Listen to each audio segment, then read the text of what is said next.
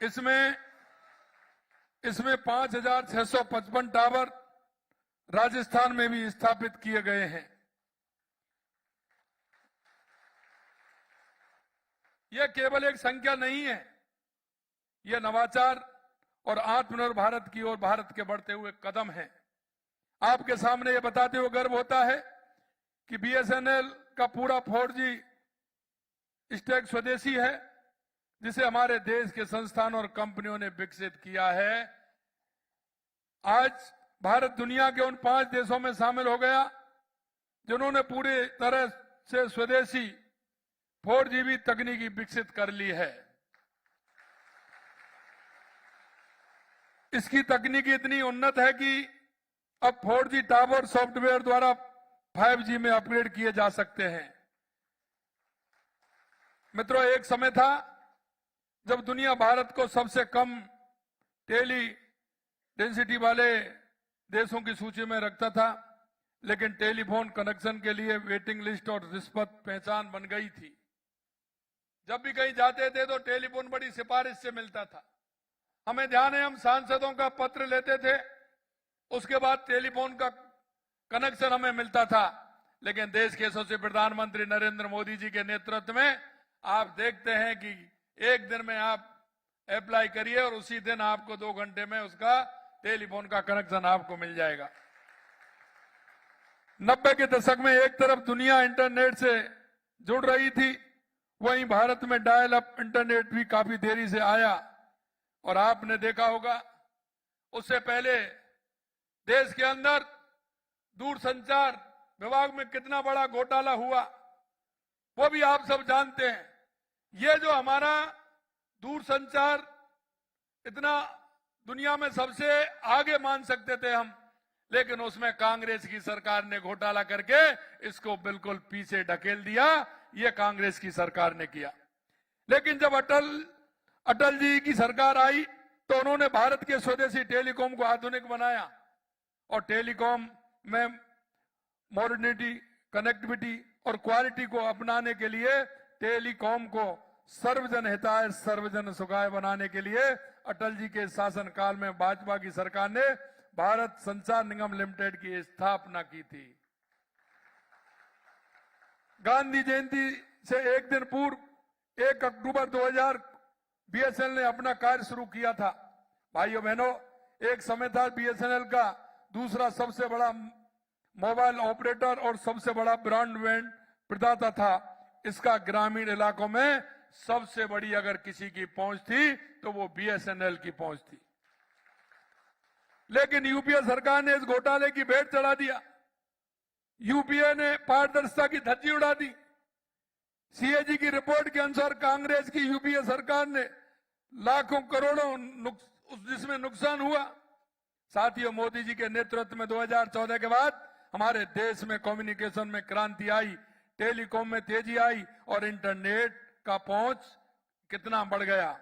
मोदी जी ने कम्युनिकेशन को राष्ट्र निर्माण के में किसानों के सम्मान, महिलाओं के कल्याण और भारत के नवनिर्माण का माध्यम बनाया।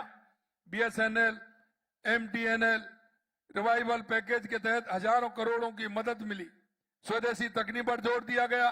आज डिजिटल भारत निधि परियोजनाओं के माध्यम से बीएसएनएल और अन्य दूरसंचार सेवा प्रदाता 27,106 गांवों में 4G कनेक्टिविटी ला रहे हैं। 18,903 टावर पहले ही तैयार हो चुके हैं और जो 26,000 से ज्यादा गांवों को कवर करते हैं, लगभग 20 लाख घरों को सेवा प्रदान कर रहे हैं।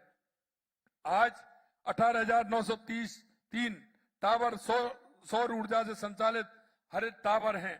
यह कीर्तिमान आज भारत के सबसे बड़े ग्रीन नेटवर्क में से एक बन गया है। जब हमारे प्रधानमंत्री डिजिटल इंडिया की बात करते हैं तो उनका मतलब सिर्फ महानगरों से नहीं होता।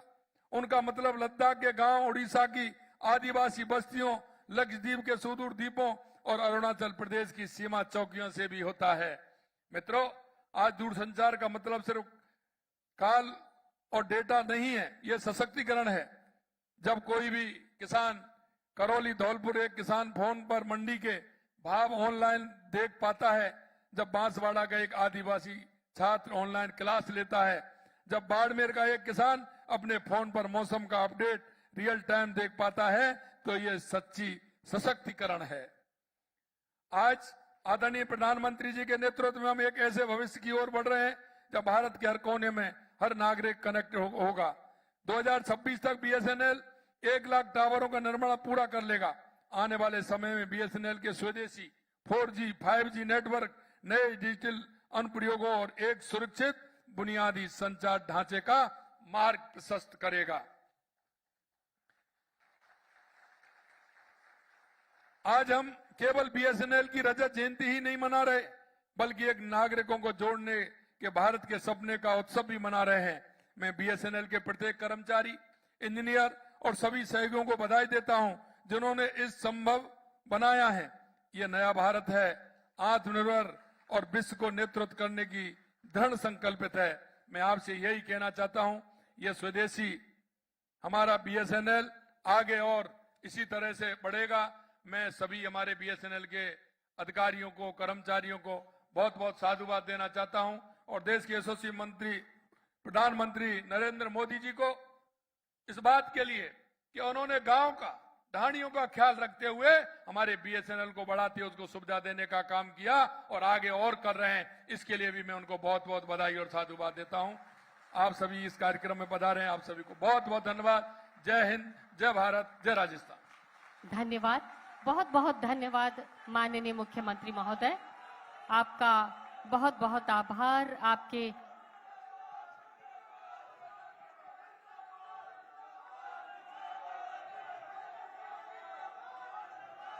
आपके इस उत्प्रेरण और आपके इस उद्बोधन के लिए।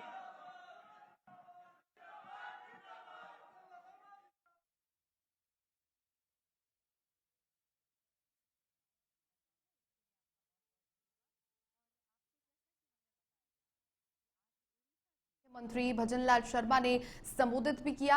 इसके अलावा स्वदेशी बीएसएनएल 4G नेटवर्क का उद्घाटन प्रधानमंत्री नरेंद्र मोदी करेंगे और वीसी के माध्यम से ये तमाम जो चेहरे आपको नजर आ रहे हैं मंच पर, ये सभी भी इस कार्यक्रम के दौरान मौजूद रहेंगे और आप देखेंगे कि बीएसएनएल को किस प्रकार से और भी ज्यादा आगे अब बढ़ाने की कोशिश केंद्र सरकार की ओर से की जा रही है। इस पर पूरा फोकस किया जा रहा है। यही मुख्यमंत्री भजनलाल शर्मा ने कहा कि डबल इंजन की सरकार मिलकर के देश को आगे बढ़ा रही है।